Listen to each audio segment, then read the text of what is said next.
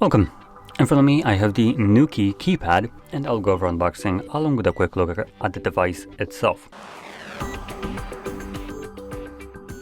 So anyway, let's just pop it straight open. We do have two little seals holding it from top and bottom. There we go.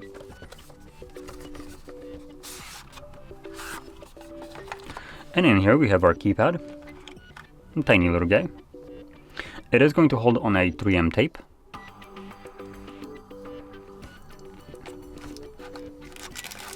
We have our mounting screws. Instructions under that, if I can actually get to it, and that's it. So there we go. Now when it comes down to this little keypad, to it, we have a button at the bottom right here, and this is pretty sure supposed to come off in some way, but I'm not entirely sure how. I'm not really gonna bother with opening it up. It's not like I'm gonna mount it anywhere here. So yeah, there we go. So one thing to keep in mind here, this is the keypad 1, or with no number, and it only has the keypad, right? Rubberized surface, and it's actually on right now. I think I turned it on, so let's...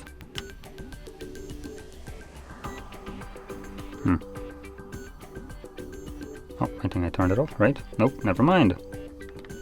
Okay, so every time you actually press a button, it lights up It lights up.